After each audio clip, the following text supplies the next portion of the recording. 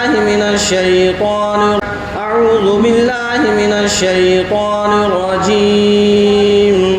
بسم الله الرحمن الرحيم. وما خلقت الجن والإنس إلا ليعبدون. صدق الله العظيم. اللهم صل على محمد وعلى آل محمد كما صليت على إبراهيم وعلى آل إبراهيم إنك حميد مجيد. اللهم بارك على محمد وعلى آل محمد كما باركت على إبراهيم وعلى آل إبراهيم إنك حميد مجيد.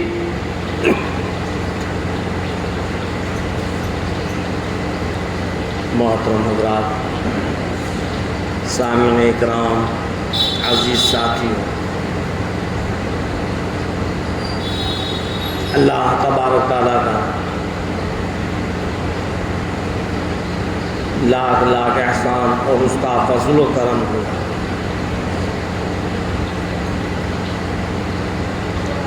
کہ اس پروردگار عالم نے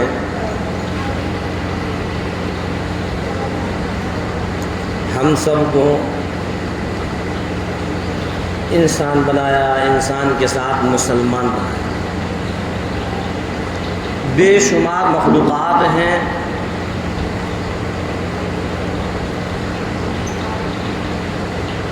ایسی مخلوقات ہیں پروردگار عالم کی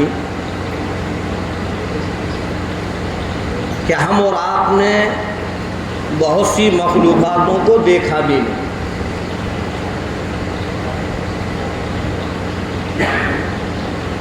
اور ان ساری کی ساری مخلوقاتوں کے اندر سے اللہ تبارک تعالیٰ نے جہاں بے شمار مخلوقات بنائی، انہی مخلوقاتوں میں ایک انسان بنایا. اور اللہ تبارک تعالیٰ نے انسان کو وہ مرتبہ دیا، وہ فضیلت دی، کسی اور مخلوق کو نہیں دی.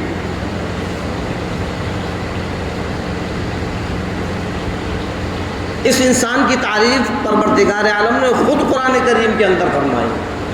لقد خلقنا الانسان فی احسن تقویم. اور جس کی تعریف پروردگار عالم کرے اس سے بہتر کون ہوگا؟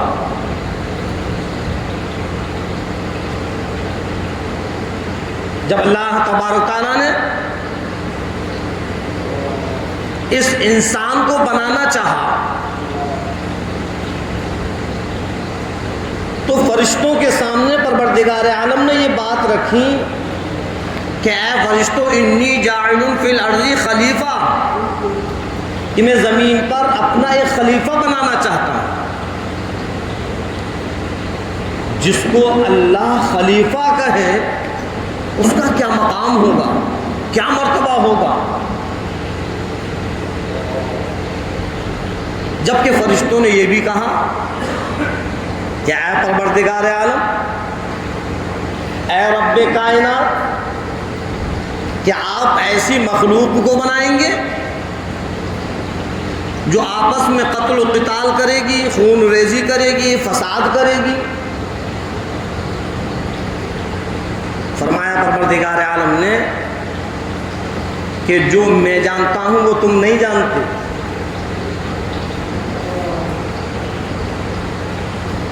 اور پھر اللہ تبارک تعالیٰ نے حضرت آدم علیہ السلام کو بنایا.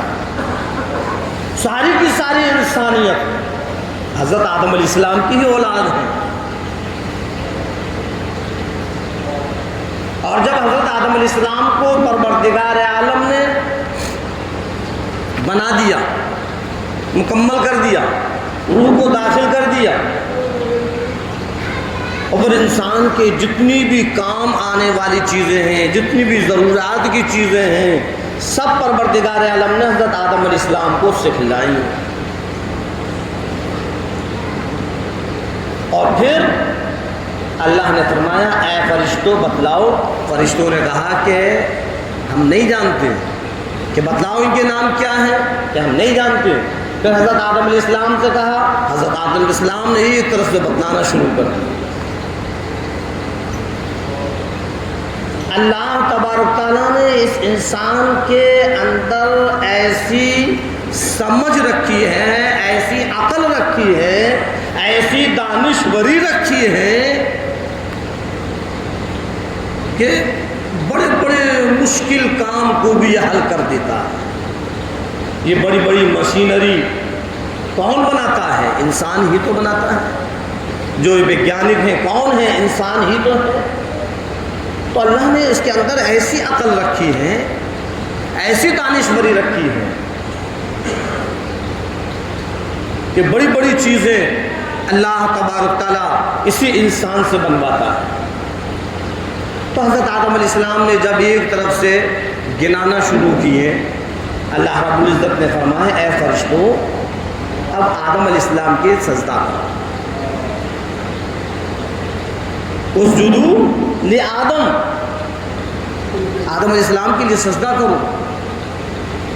فرمایا پروردگار عالم نے فسجدوا الا ابلیس، سارے کے سارے فرشتوں نے سجدہ کیا مگر ابلیس نے نہیں. ابا واستکبر وکان من الکافرین، اس نے انکار کیا، غرور اور گھمنڈ کیا اور وہ نافرمانوں میں سے ہو گیا. اللہ نے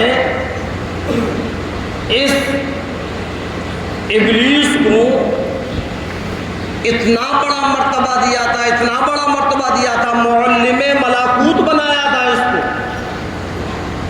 فرشتوں کو تعلیم دیا کرتا تھا. یہ صرف ایک نافرمانی کی وجہ سے اللہ نے لعنت کا طوق اس کے گردن کے اندر ڈالا اور نکال دیا، چل نکل یہاں سے. شیطان یہ ابلیس اللہ تبارک تعالیٰ سے اس نے وعدہ کیا کہ اے پروردگار عالم، اے رب کائنات، اے مالک حقیقی، جس کی وجہ سے میں جنت سے نکالا گیا میں اس کو بھی جنت سے نکال کر رہوں گا. تیرے عزت اور جلال کی قسم، تیری کبریائی کی قسم، تیرے علو شان کی قسم، تیرے اعلیٰ مرتبے کی قسم، تیری بزرگی کی قسم، میں تیرے بندوں کو بہکاؤں گا. اس نے وعدہ کیا. اللہ رب العزت نے فرمایا میرے بندے جو ہیں، جو نیک ہیں، متقی ہیں، میرے فرما بردار ہیں، وہ تیرے بہکاوے میں نہیں آئیں گے، اور اگر آ بھی گئے جب بھی توبائیں کریں گے میں ان کو معاف کر دوں گا.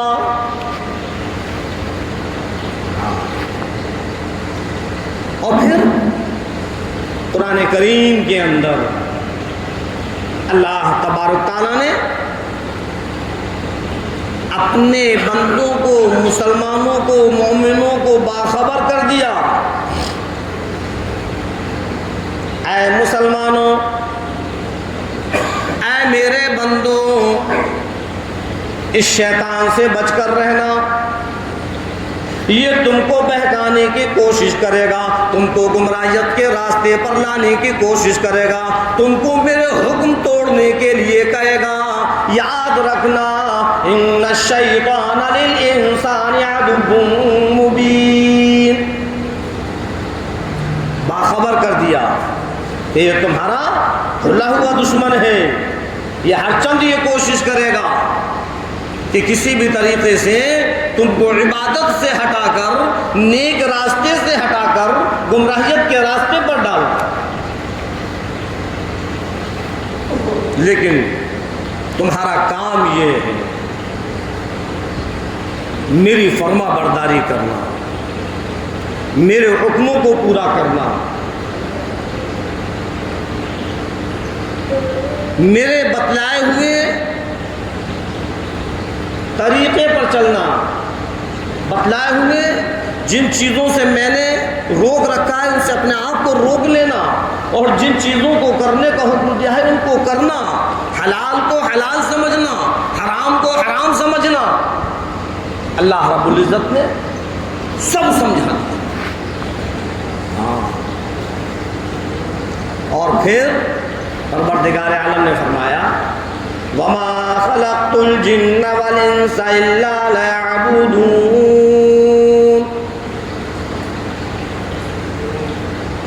ہم نے انسان اور جنات کو صرف عبادت کے لیے پیدا کیا،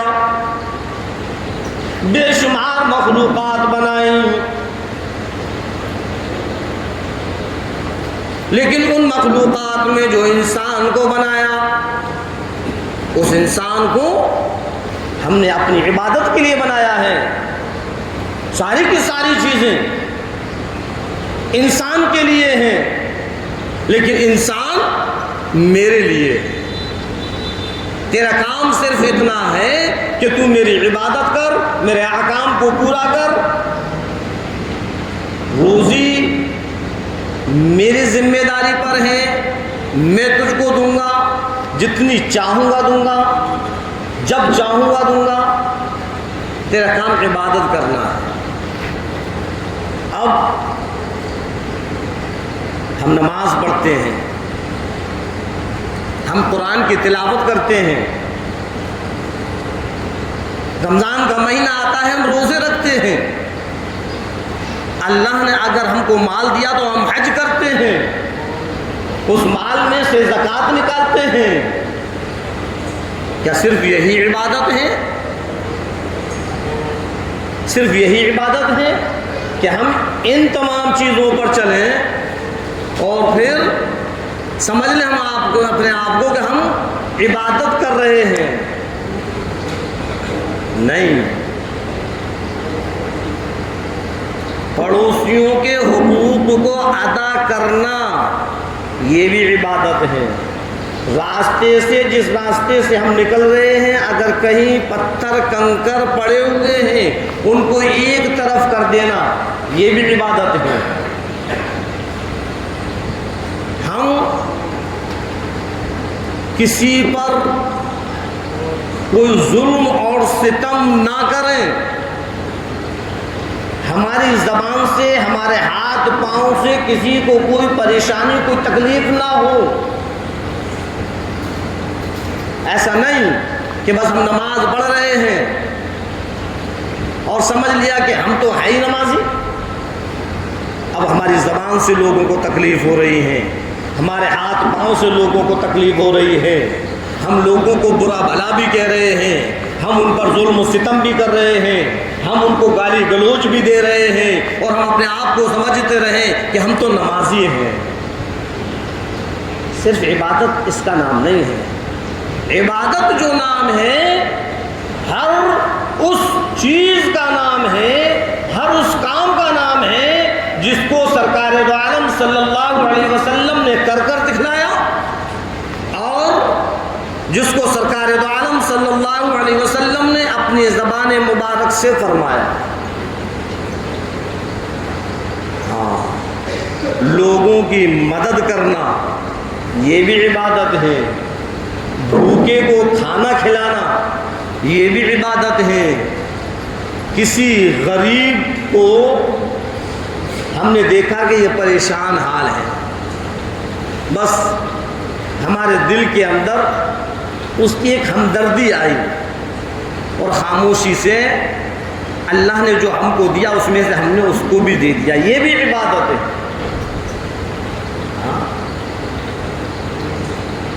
وَمَا خَلَقْتُ الْجِنَّ وَالْإِنسَ إِلَّا لِيَعْبُدُونِ، اللہ رب العزت فرماتا ہے کہ اے انسانوں ہم نے تم کو اپنی عبادت کے لیے پیدا کیا ہے، اے جناتوں ہم نے تم کو اپنی عبادت کے لیے پیدا کیا ہے۔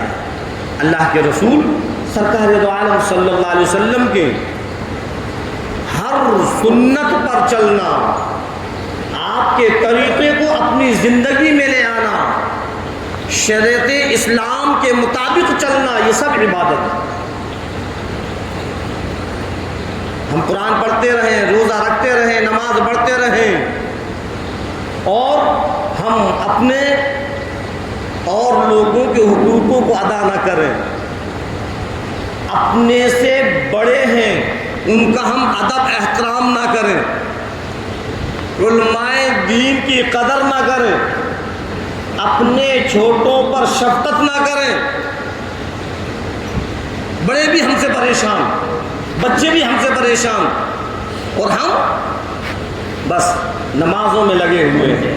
فرمایا یہ ایسی عبادت نہیں، اللہ اس نماز کو بھی قبول نہیں کرے گا اگر ہماری طرف سے کسی کو کوئی تکلیف پہنچ رہی ہے، اگر ہماری طرف سے کوئی پریشان ہے، ہمارے ہاتھ سے پریشان ہے، ہماری زبان سے پریشان ہے، ہماری بات سے پریشان ہے، تو اللہ ہماری نماز کو، قرآن کی تلاوت کو، حج کو، زکوٰۃ کو کسی کو قبول نہیں کرے گا اگر ہم نے کسی کا دل دکھایا ہے، اگر ہم کسی کو بے عزت کر رہے ہیں، اگر ہم کسی کو ذلیل کر رہے ہیں۔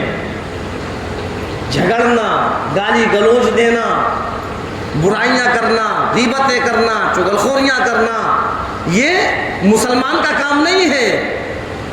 مذہب اسلام یہ نہیں سکھلاتا۔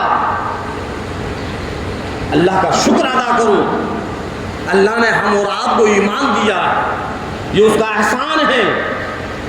اور جب ہم نے اپنی زبان سے کلمہ لا الہ الا اللہ کا اقرار کیا ہے، اے اللہ تیرے علاوہ کوئی بھی عبادت کے لائق نہیں، کوئی بھی پرستش کے لائق نہیں، میں گواہی دیتا ہوں اس چیز کی تو وحدہ لا شریک ہے، تیری فرما برداری کرنا، تیرے حکموں کو پورا کرنا، تیرے حکم کی پابندی کرنا، فرائضوں کو ادا کرنا میرا کام ہے۔ میں تیرے فرائضوں کو ادا کروں گا، میں تیرے حکموں کو پورا کروں گا، میں تیری فرما برداری کروں گا۔ اے پروردگار عالم، امام الانبیاء محبوب کبریا سرور کونین صلی اللہ علیہ وسلم تیرے سچے رسول ہیں۔ یہ ہم نے اس کلمے کے اندر یہ گواہی دی ہے، ہم نے اس چیز کا اقرار کیا ہے۔ اب اقرار کرنے کے بعد پھر ہم اللہ کی نافرمانیاں کریں، پھر ہم قرآن ہم سے کہہ رہا ہے اس کام کو مت کر اور ہم اسی کام کو کریں۔ اللہ کا فرمان، اللہ کے رسول سرکار دو عالم صلی اللہ علیہ وسلم کا فرمان کہہ رہا ہے کہ اس کام کو کر، اور ہم کہیں نہیں ہم اس کام کو نہیں کریں گے، تو پھر کیسے مسلمان ہیں؟ جو قرآن اور حدیث پر نہ چلے، جو اللہ اور اس کے رسول کے فرمان کو نہ مانے، تو پھر وہ مسلمان کیسا ہے؟ اے 15ویں صدی کے مسلمانوں، قدر کرو، قدر کرو، ہوش میں آؤ اور اپنے مذہب اسلام کے مطابق زندگیوں کو گزارو۔ قرآن اور حدیث یہ دونوں چیزیں ایسی ہیں کہ اگر ہم ان کے مطابق چلتے رہیں گے تو کامیاب رہیں گے، اور اگر ہم اس سے ہٹ کر چلیں گے تو ہم ناکام ہو جائیں گے، برباد ہو جائیں گے۔ اور ایک چیز اور بتلاؤں کہ مذہب اسلام، مسلمان اور ایمان والے آج غیروں کی نظر میں کھٹک رہے ہیں، نئے نئے قانون بنا رہے ہیں، اور ان کی منشا اور ان کے خیالات یہ ہیں کہ کسی بھی طریقے سے مسلمان کو ان کے قرآن اور حدیث سے ہٹا دیں۔ ان کی میٹنگیں چل رہی ہیں۔ ہاں میرے عزیزوں، میرے دوستوں، ہم سوئے ہوئے ہیں۔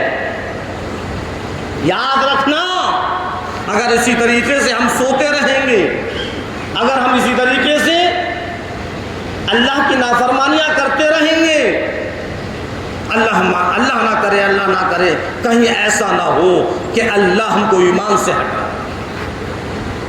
غیروں کی سازشیں چل رہی ہیں، میٹنگیں چل رہی ہیں، وہ آئے دن مشورے کر رہے ہیں کس طریقے سے اس اسلام کو ختم کیا جائے، کس طریقے سے اس مسلمان کو اسلام سے ہٹایا جائے، ایمان سے ہٹایا جائے، اور مسلمان ہے اس کو کوئی پرواہ نہیں۔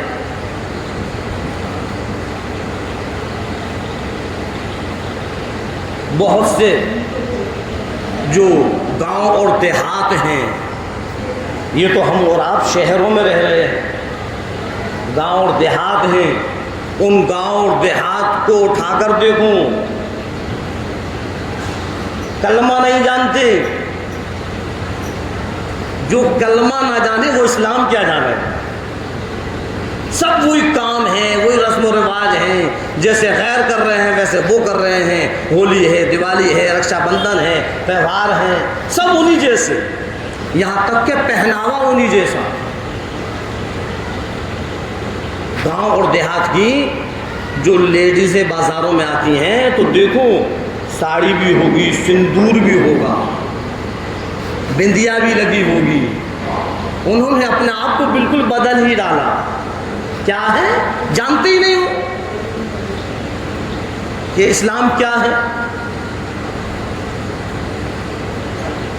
ایک ایسا قانون بنانے کی پوری کوششیں کی جا رہی ہیں کہ سب ایک قانون کے اندر رہیں، چاہے وہ مسلمان ہو، چاہے وہ غیر مسلم ہو، چاہے وہ سکھ ہو، سب کو ایک قانون کے نیچے لانے کے لیے تدبیریں ہو رہی ہیں، کوششیں ہو رہی ہیں۔ لیکن ہمارے جو اکابرین ہیں، جو ہمارے علماء کرام ہیں، وہ مضبوط جمے ہوئے ہیں کہ ہم ہرگز ایسے قانون کو نہیں مانیں گے جو ہمارے قرآن اور حدیث سے ہٹا دیں۔ ہم ہندوستانی ہیں، ہم ہندوستان سے محبت کرتے ہیں، دل و جان سے ہم کو ہندوستان سے محبت ہے، لیکن اگر ہندوستان کے حکمراں اگر ایسا قانون بنائیں گے جس سے کہ ہمارا قرآن و حدیث سے ہم کو ہٹایا جائے تو مسلمان کیا یہ برداشت کر لے گا؟ ہاں، ایسے ایسے قانون بن رہے ہیں اور ہم اور آپ کو پتہ ہی نہیں ہے۔ یہ تو ہمارے جو اکابرین ہیں، علماء کرام ہیں، وہ اپنی ضد پر اڑے ہوئے ہیں کہ نہیں جی تم گولی مارو گے مار دو، پھانسی پر لٹکاؤ گے لٹکا دو، خوشی خوشی شہید ہو جائیں گے، لیکن قرآن حدیث سے ہٹا کر اگر ہم کو کوئی کہے گا کہ اس قانون پر چلو، ہرگز نہیں چلیں گے۔ ابھی ہم اور آپ کو پتہ نہیں ہے، اور الحمدللہ ان علماؤں کی اکابرین کی دعاؤں سے جو غیر ہیں وہ بھی ساتھ میں ہو گئے، اور وہ بھی کہہ رہے ہیں کہ نہیں اس قانون کو نہیں مانا جائے۔ لیکن مسلمان آج اگر ایک پلیٹ فارم پر آ جائے اور اللہ کے فرمان پر چلنے لگے، بدعمالیوں سے باز آ جائے، نمازوں کی پابندی کرنے لگے، تو کوئی مائے کا لال ایسا نہیں ہے جو کہ اس مسلمان کے خلاف کوئی قانون بنا سکے، اس مسلمان کو مذہب اسلام سے ہٹانے کی کوششیں کریں۔ اصل کمزوری ہماری ہے، ہم ہی ہیں جو کہ خود قرآن حدیث پر نہیں چل رہے، ہم ہی ہیں جو آپس میں لڑائی جھگڑے میں لگے ہوئے ہیں، ایک دوسرے کی برائیوں میں لگے ہوئے ہیں، وہ اس کا دشمن بنا ہوا ہے، وہ اس کا دشمن بنا ہوا ہے۔ ہم نے اپنی طاقت کو فرقوں میں بانٹ لیا، ہم نے اپنی طاقت کو برادری میں بانٹ لیا۔ کون ہے؟ یہ بہاوی ہیں، یہ دیوبندی ہیں، یہ بریلوی ہیں، یہ اہل حدیث ہیں، یہ جماعت اسلامی ہیں، یہ تبلیغی جماعت ہیں، اور غیر بھی یہ سمجھ گئے کہ ہاں ان کے اندر یہ فرقے ہیں۔ بس انہوں نے سمجھ لیا کہ ان کی طاقت بکھری ہوئی ہے۔ اب ان کو جب چاہو جیسا چاہو جس قانون پر چلانے کے لیے ان کو مجبور کر سکتے ہیں۔ اور اگر ہم ایک پلیٹ فارم پر ہوں گے، ایک ساتھ رہیں گے، تو انشاءاللہ پھر کسی کے اندر ہمت نہیں ہے جو کہ ہم سے آنکھ ملا کر چلا جائے۔ بہرحال میں بتلا رہا تھا کہ ہم اللہ کے فرمان پر، اللہ کے رسول سرکار دو عالم صلی اللہ علیہ وسلم کے طریقے پر اپنے آپ کو چلائیں۔ جن چیزوں سے پروردگار عالم نے روکا، جن چیزوں سے اللہ کے رسول سرکار دو عالم صلی اللہ علیہ وسلم نے روکا ہے، ہم اس سے روکیں، اور جن چیزوں کو اللہ نے کرنے کا حکم دیا، جن چیزوں کو سرکار دو عالم صلی اللہ علیہ وسلم نے کرنے کا حکم دیا، ان کو کریں۔ بس حلال کو حلال سمجھیں اور حرام کو حرام سمجھیں۔ حرام کھانے سے باز آ جائیں، انشاءاللہ اللہ تعالی ہمارے دعاؤں کے اندر بھی وہ تاثیر پیدا کر دے گا کہ جو ہم مانگیں گے اللہ اس کو قبول کر لے گا۔ آج کیا وجہ ہے؟ کبھی ہم نے سوچا؟ چاروں طرف سے دعائیں ہو رہی ہیں، سب دعاؤں میں لگے ہوئے ہیں، لیکن اس کے باوجود پھر بھی ہم اور آپ کو ایسا لگتا ہے کہ ہماری دعائیں قبول ہی نہیں ہو رہی۔ حالانکہ اللہ کے رسول امام الانبیاء محبوب کبریا مدنی کریم صلی اللہ علیہ وسلم نے فرمایا کہ پروردگار عالم کسی کی دعا کو رد نہیں کرتا۔ اللہ تبارک و تعالیٰ سے جو مانگا جاتا ہے پروردگار عالم وہ دعا قبول کر لیتا ہے، کسی کی دعا کو رد نہیں کیا جاتا۔ اے 15ویں صدی کے مسلمان، آج جب تو ہاتھ اٹھا کر پروردگار عالم کے سامنے دعائیں کرتا ہے تو پھر تو اپنے آپ کو سمجھتا ہے کہ میری دعائیں قبول نہیں ہوئی۔ کبھی تو نے یہ سوچا کہ تیری دعا قبول کیوں نہ ہوئی؟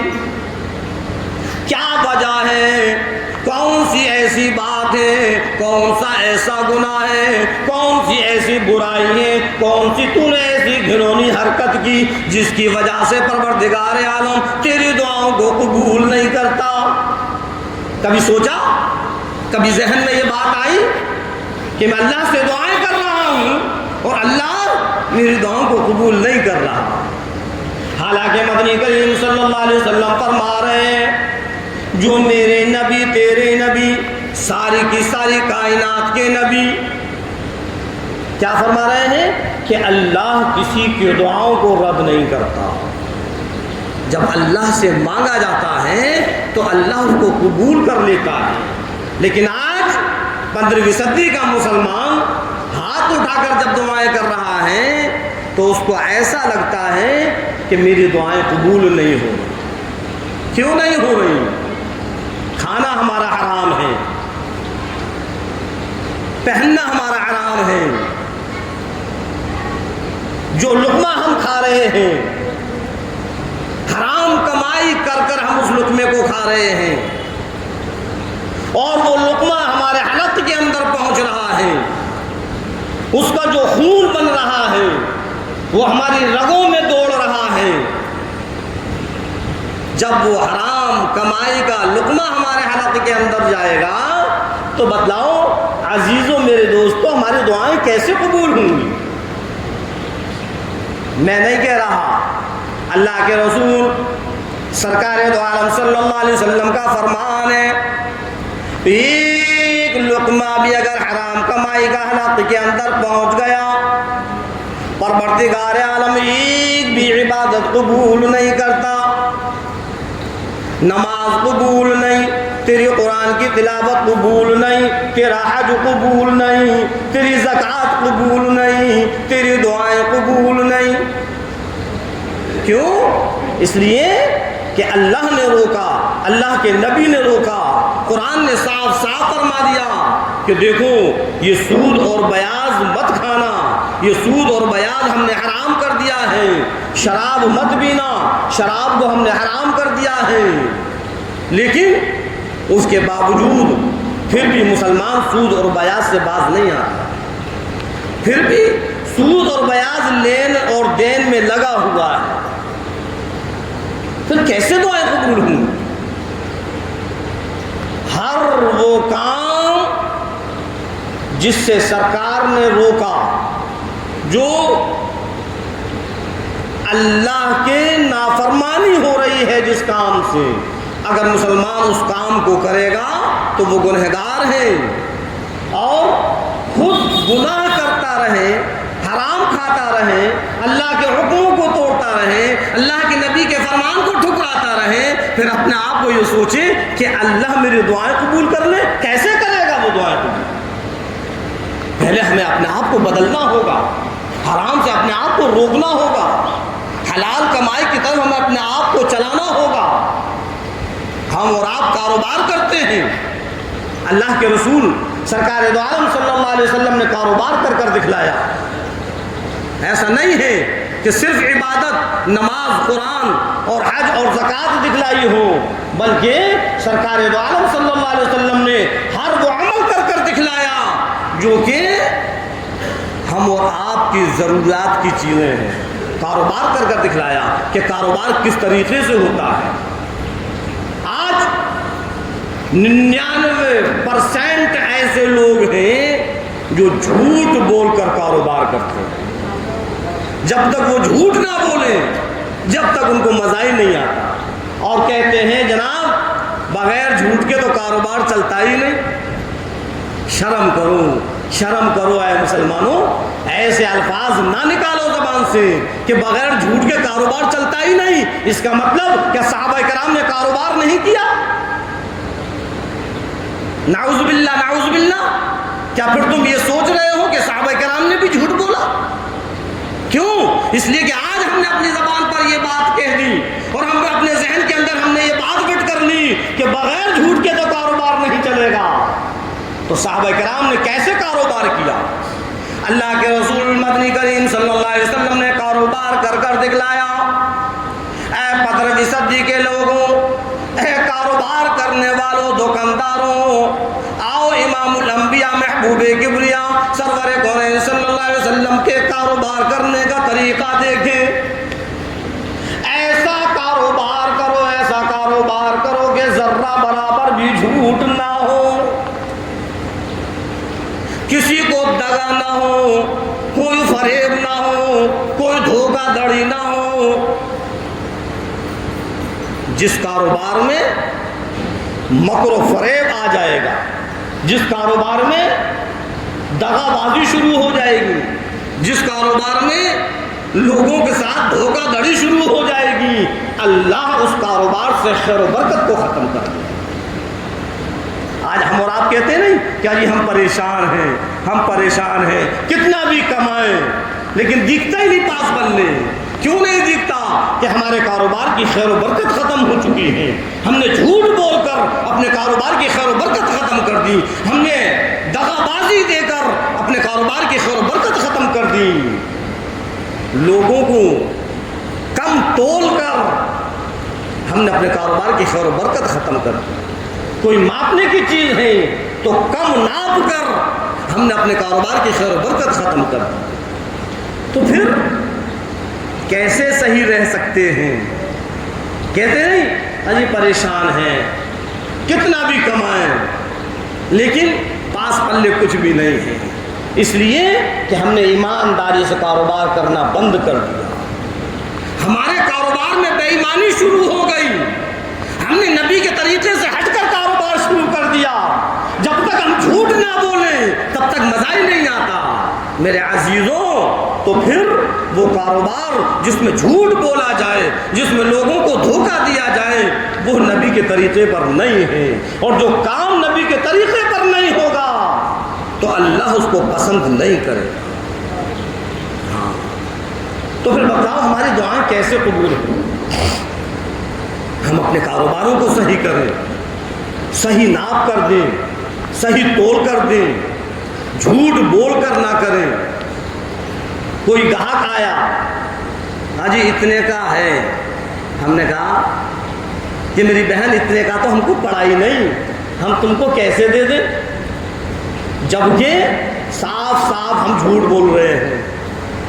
مثال دوں میں, 100 روپے کی کوئی چیز ہم خرید کر لائے اور ہم اس کو 150 روپے کی بیچ رہے ہیں. اب کوئی گاہک کہتا ہے کہ اچھا ایسا کرو 110 کی لگا لو. ہم نے کہا ہم تم کو 120 کی دے دیں گے. ہم کہتا نہیں 110 کی لگا لو. میری بہن 110 کی تو ہمیں پڑی بھی نہیں, ہم کیسے دے دیں. ہو گیا جھوٹ. کیا تم سے اس نے پوچھا تھا کہ کتنے کی پڑی ہے؟ اس نے تو یہ کہا کہ اتنے کی لگا لو. ہم یہ کہیں ہمارا حساب نہیں ہے, ہم نہیں دیں گے. یہ کہنے کے لوگ کیا کہ اتنے کی ہم کو پڑی بھی نہیں, یہی تو جھوٹ ہے. کوئی بھی چیز ہے ہم 100 روپے کی لا کر اس کو ہم 150 کی بھی بیچ سکتے ہیں, 170 کی بھی بیچ سکتے ہیں, 200 کی بیچ سکتے ہیں, جیسا چاہیں ویسے بیچ سکتے ہیں, لیکن جھوٹ بول کر نہیں بیچ سکتے. 120 ہم نے اس سے کہے, اب وہ اگر 120 لینے پر تیار نہیں, وہ 110 دینے کے لیے ہے اور ہم چاہتے ہیں کہ بھئی ہم اتنے میں نہیں دیں گے, اس سے منع کر دو کہ بھئی اس سے کم نہیں دیں گے ہم. لیکن یہ بات کہنا کہ 110 کی تو ہم کو پڑی بھی نہیں, ہم کیسے تم کو دے دیں, تو یہ جھوٹ ہو جائے گا. کاروبار یہ غلط ہو جائے گا, کاروبار کی خیر و برکت ختم ہو جائے گی. ہاں سمجھنے کی بات ہے بس. مت بولو جھوٹ. دینے والا پروردگار عالم ہے,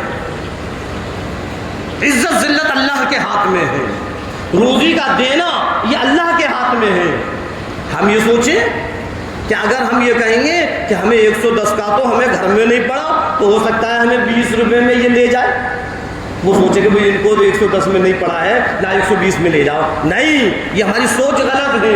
اگر اس نے ٹھان لیا ہے تو وہ ہم کچھ بھی اس سے کہیں وہ نہیں لے گا, وہ نہیں لے گا. اس نے کہہ دیا ہم 110 تو 110, اب ہمارا حساب نہیں, ہم منع کر دیں اس سے, لیکن یہ نہ کہیں کہ اتنے کا تو ہمیں پڑا ہی نہیں. یہ جھوٹ ہو جائے گا. اور جس کاروبار میں جھوٹ ہو جائے گا وہ کاروبار کبھی سکسیز نہیں ہو سکتا, کبھی کامیاب نہیں ہو سکتا. خیر و برکت اس کاروبار کی ختم ہو جائے گی. سمجھ میں آئی بات؟ تو اللہ کے رسول سرکار دو عالم صلی اللہ علیہ وسلم نے سب کچھ کر کر دکھلایا ہے.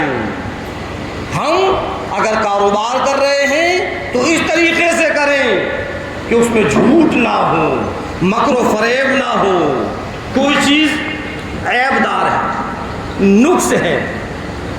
اب ہمارے مزاج کے اندر یہ عادت بن گئی ہے, ہم اس نقص کو چھپا دیتے ہیں اور پھر سامنے والے کو پتہ نہیں ہے کہ اس کے اندر نقص ہے, اور ہم نے چھپا کر اس کو دے دی. اب وہ جب لے جا رہا ہے اور جب اس نے گھر پر دیکھا, اوہو دے دے, کتنا بڑا بے ایمان یہ دکاندار ہے, میں نے اس کو دیکھا نہیں اور اس نے, میں اس کے بھروسے پر, اس کی ایمانداری پر بغیر دیکھ کے لے آیا اور اس نے میرے ساتھ یہ دھوکہ کر دیا. اللہ کے رسول سرکار دو عالم صلی اللہ علیہ وسلم نے اس چیز کے لیے بھی منع کیا ہے, کسی کو دھوکے میں مت رکھو. اور آج دھوکہ دینا مسلمان کی فطرت میں آ گیا ہے. ہاں کوئی چیز ہے اس کو دکھلاؤ کہ وہ دیکھو اس میں یہ خامی ہے, یہ کمی ہے, ہم تم کو اتنے کم کر دیں گے. اگر دل میں ہوگا تو وہ لے جائے گا, نہیں تو چھوڑ دے گا. کم کر کر جتنا کر دے دو, چھپا کر مت دے. اب بہت سے لوگ یہ کہتے ہیں کیا زیادہ پروفٹ لینا مولانا صحیح ہے؟ ہاں پروفٹ زیادہ لینا صحیح ہے, یہ تو آپ کے لین دین کے اوپر ہے, جتنے میں تمہارا بھاؤ پڑ جائے. آپ 100 کی چیز لا کر 200 کی بھی دے سکتے ہو, 100 کی چیز لا کر 120 کی بھی دے سکتے ہو, لیکن جھوٹ بول کر نہ ہو اور دھوکہ دے کر نہ. پروفٹ آپ جتنی چاہو, لیکن جس میں جھوٹ اور دھوکہ آ جائے گا, تم 1 روپے کی پروفٹ نہ لو اور تم نے جھوٹ اور دھوکہ شروع کر دیا, وہ سب غلط ہے. اللہ کے رسول امام الانبیاء محبوب کبریاء مدنی کریم صلی اللہ علیہ وسلم نے فرمایا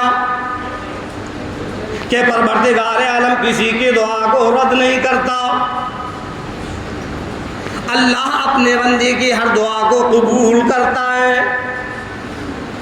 اب اگر ہماری دعائیں ہم کو ایسا لگ رہی ہیں کہ ہماری دعائیں قبول نہیں ہو رہی تو ہم اپنے اندر جو کمیاں ہیں، جو خامیاں ہیں، جو گناہ ہیں، جو برائیاں ہیں، ان کو ختم کریں اور پھر اللہ سے دعائیں کریں۔ اللہ بڑا غفور رحیم ہے، وہ اپنے بندوں کو معاف کرنے کے بہانے ڈھونڈتا ہے کہ میرا بندہ مجھ سے توبہ کرے، میں ان کو معاف کروں۔ اور سرکار دو عالم صلی اللہ علیہ وسلم نے یوں بھی فرمایا کہ اللہ 3 طریقے سے دعاؤں کو قبول کرتا ہے۔ ہم یہ سمجھتے ہیں کہ بھئی ہم نمازی ہیں، ہم 1 نمبر کی کمائی کھاتے ہیں، ہم حلال کماتے ہیں، حلال کھاتے ہیں، ہم اپنے بچوں کو بھی حرام سے روکے ہوئے ہیں، لیکن پروردگار عالم پھر بھی ہماری دعائیں قبول نہیں کر رہا۔ ہاں بہت سے مسلمانوں کے ذہن میں یہ بات آتی ہے کہ ہم مانگ مانگ کر تھک گئے، اللہ ہماری قبول ہی نہیں کر رہا، جبکہ ہم حرام سے رکے ہوئے ہیں، حلال کھا رہے ہیں، پھر ہماری دعائیں قبول نہیں ہو رہی۔ سرکار دو عالم صلی اللہ علیہ وسلم نے فرمایا کہ اللہ 3 طریقے سے دعاؤں کو قبول کرتا ہے۔ ہاں، سرکار دو عالم صلی اللہ علیہ وسلم کا فرمان 100% سچا۔ آپ نے فرما دیا کہ قبول تو قبول، شک اور شبہ بھی نہیں کر سکتے۔ ارشاد فرمایا مدنی کریم صلی اللہ علیہ وسلم نے کہ جب بندہ پروردگار عالم سے دعائیں کرتا ہے تو اللہ تبارک تعالیٰ 3 طریقے سے دعائیں قبول کرتا ہے۔ پہلا طریقہ تو یہ کہ جو بندہ مانگتا ہے اللہ تبارک تعالیٰ اسی کو دے دیتا ہے۔ ہم نے جو دعائیں مانگی اللہ نے وہ ہم کو دے دی۔ ارشاد فرمایا مدنی کریم صلی اللہ علیہ وسلم نے کہ پروردگار عالم کا دوسرا قبول کرنے کا طریقہ یہ ہے کہ بندے نے جو دعا مانگی اس دعا کی برکت سے آنے والی مصیبت کو دور کر دیتا ہے۔ اے اللہ کے بندو، اے 15ویں صدی کے مسلمانوں، آج ہم نے اپنے ذہنوں کے اندر یہ بات فٹ کر لی کہ اللہ ہماری دعائیں قبول نہیں کرتا، اللہ ہماری سنتا نہیں، ہم نے جو مانگا وہ ہم کو ملا نہیں۔ میرے عزیزوں ذرا سوچو تو صحیح، ہم کو کیا پتا کہ ہمارے اوپر کون سی مصیبت آنے والی ہے؟ ہم نے اللہ سے جو دعائیں کی اللہ تبارک تعالیٰ نے اس دعا کی برکت سے آنے والی مصیبت کو ہٹا دیا۔ ہم یہ سوچ رہے ہیں کہ قبول نہیں، اللہ نے وہ دعا قبول کر لی اور ہمارے اوپر جو مصیبت آنے والی تھی وہ ختم ہو گئی۔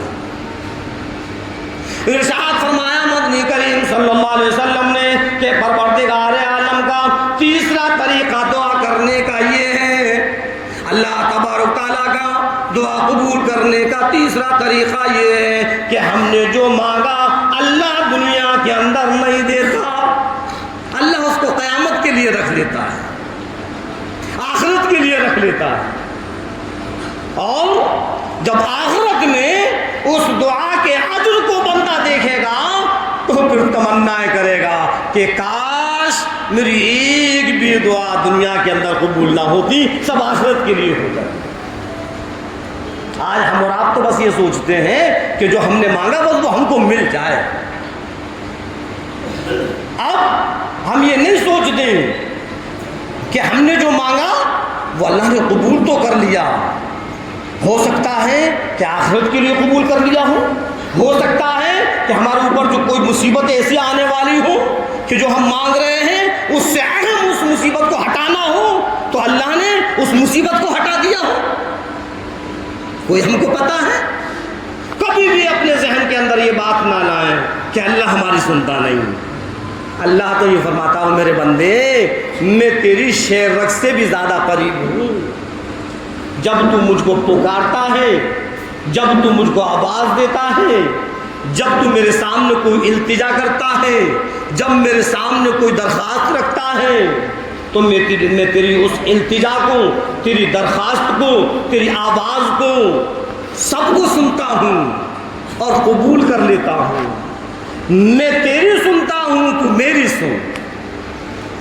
اب ہم صرف یہ چاہیں کہ اللہ ہماری سنتا رہے اور اللہ سے ہم مانگتے رہیں اور اللہ ہم کو دیتا رہے، ہم اللہ کی ایک نہ سنیں۔ اور اللہ ہماری سنتا رہے تو یہ کیسے ہو جائے گا؟ اللہ تو یہ فرماتا ہے من کان للہ کان اللہ اللہ، کہ جو اللہ کے لیے ہو جاتا ہے اللہ اس کا ہو جاتا ہے۔ تم اللہ کی سنو، اللہ تمہاری سنو۔ ہاں، ہم اللہ کے احکام کو پورا کریں گے، ہم اللہ کی فرما برداری کریں گے، اللہ کے فرمان پر عمل کریں گے، اللہ ہماری دعاؤں کو سنے گا، اللہ ہماری تمناؤں کو پوری کرے گا، اللہ ہماری آرزوؤں کو پوری کرے گا، اللہ ہمارے گناہوں کو معاف کرے گا۔ اللہ تو اللہ ہے، ہاں، وہ اپنے بندوں پر اتنا مہربان ہے، اتنا مہربان ہے، اتنا مہربان ہے، وہ صرف بہانے ڈھونڈتا ہے کہ ہمارے بندوں کو کس طریقے سے معاف کرو۔ اور جب اللہ تبارک تعالیٰ معاف کرنے پر آ جاتا ہے تو بڑے سے بڑے گناہ کو بھی معاف کر دیتا ہے، اور جب اللہ پکڑ کرنے پر آ جاتا ہے تو چھوٹے سے چھوٹے نیکی، چھوٹے سے چھوٹے گناہ پر پکڑ کر لیتا ہے۔ ہاں، ساری نیکیاں ایک طرف دھری رہ جائیں گی، اگر وہ پکڑ کرنے پر آ گیا تو ایک چھوٹے سے گناہ کی پکڑ کر لے گا۔ ہر وقت اللہ سے توبائیں کریں، ہر وقت اللہ سے مانگتے رہیں، اللہ کے سامنے رو اور گڑ گڑائیں، ہاں، اور اللہ کی حمد و ثنا کرتے رہیں۔ زمین پر جتنی بھی مخلوق ہیں، درند پرند چرند، زمین پر رینگنے والے کیڑے، سمندر میں رہنے والی مچھلیاں، سمندر میں رہنے والی مخلوقات، آسمان پر اڑنے والے پرندے، یہاں تک کہ جو زمین پر درخت لگے ہوئے ہیں، درخت کی ہر ایک شاخ، درخت کے شاخ کے ہر پتا اللہ کی حمد و ثنا بیان کرتا ہے۔ سمجھ میں آئی بات؟ سب اپنی اپنی آواز میں اللہ کی حمد و ثنا بیان کرتے ہیں۔ اے 15ویں صدی کے مسلمان، شرم کر، اللہ نے تجھ کو ایک ایسی مخلوق بنائی جو کہ اشرف مخلوق ہے، اور اس کے بعد بھی تو اللہ کی حمد و ثنا سے پیچھے اللہ کی نافرمانیوں میں لگا ہوا ہے، عبادت سے منہ موڑے ہوئے ہیں، اور پھر تو یہ سوچتا ہے کہ اللہ ہمارے ہر کام کو پورا کر دے، اللہ ہماری ہر تمناؤں کو پورا کر دے، تو کیسے ہو جائے گا؟ ہم اللہ کے کام کو کریں گے، اللہ ہمارے کاموں کو پورا کرے گا، ہم اللہ کے فرمان کو سنیں گے، اللہ ہماری دعاؤں کو قبول کرے گا، ہم اللہ کے احکام کو، فرائضوں کو ادا کریں گے، اللہ ہماری آرزوؤں کو پورا کرے گا۔ اللہ تو یہ فرماتا ہے میرے بندے تو میری طرف چل، میں تیری طرف چلوں گا۔ من کان للہ کان اللہ لہ، جو اللہ کے لیے ہو جاتا ہے اللہ اس کا ہو جاتا ہے۔ ہاں، اللہ سے اپنے گناہوں کی، اپنی عیاریوں کی، اپنی مکاریوں کی اللہ سے توبائیں کریں، روئے گڑ گڑائیں۔ جب کوئی بندہ اللہ کے سامنے ہاتھ اٹھا کر، اور جب وہ روتا ہے اور اس کے آنسو جب گرتے ہیں، رب جلال کی قسم پروردگار عالم کو بڑا پسند آتا ہے، اور اس بندے کو اللہ بڑا پسند کرتا ہے، اور فرشتوں سے کہتا ہے کہ فرشتوں دیکھو میرے بندے کو میرے ڈر کی وجہ سے، بتاؤ دیکھو کیا حالت اس کی ہو رہی ہے، رو رہا ہے، اپنے گناہوں پر کیسا شرمندہ ہے، کیا میں اس کو معاف نہ کروں؟ اللہ اس کو معاف کر دے۔ اللہ رب العزت ہم اور آپ کو کہنے اور سننے سے زیادہ عمل کرنے کی توفیق عطا فرمائے۔